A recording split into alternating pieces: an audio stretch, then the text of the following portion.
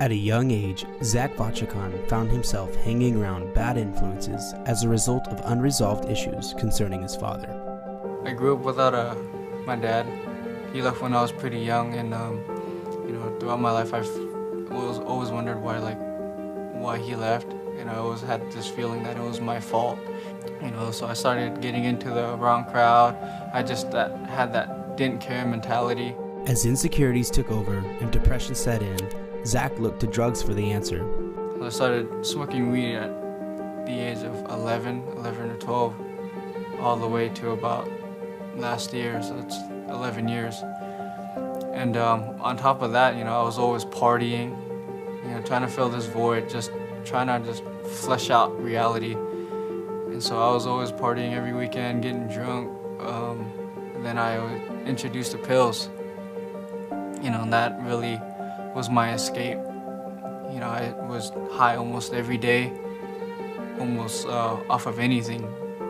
Really, any narcotic I could find, Xanax, Adderall. I just had to have something.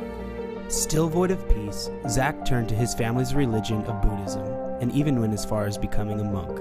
I became a monk, try to find inner peace, try to, overcome these things, and I only felt like I was going more down because I couldn't even live up to that expectation.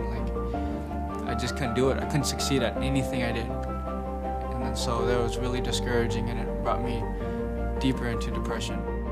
Living as a Buddhist monk seemed to leave Zach worse off than before. Life had become too heavy for Zach to carry any longer. And then one night I just, thought to myself, I'm just dead weight.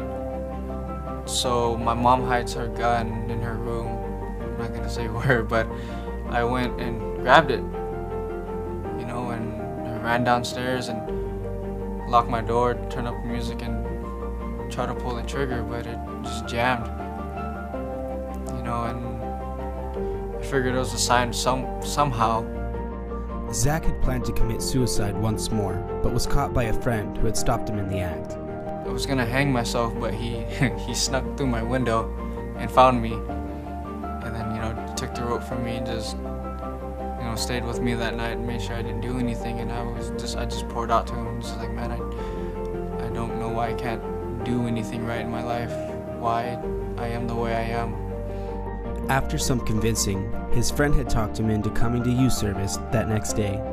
The presence here was amazing. It was really good, but it was weird to me to see how much people cared.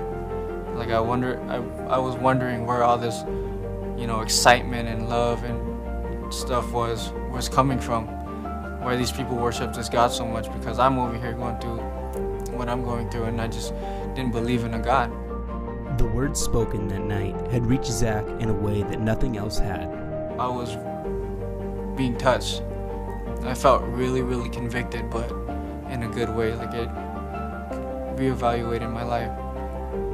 And I went home, I cried. I didn't make it to 20 minutes of the service, but I went home and I cried, and something sparked in me that I somehow found a Bible in a Buddhist home. It was kind of ironic.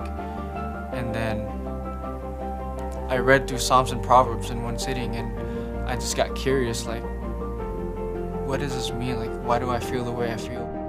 That following Sunday, Zach was back in church and gave his life to Christ. I felt this, this push to come up on altar call, so I gave my life.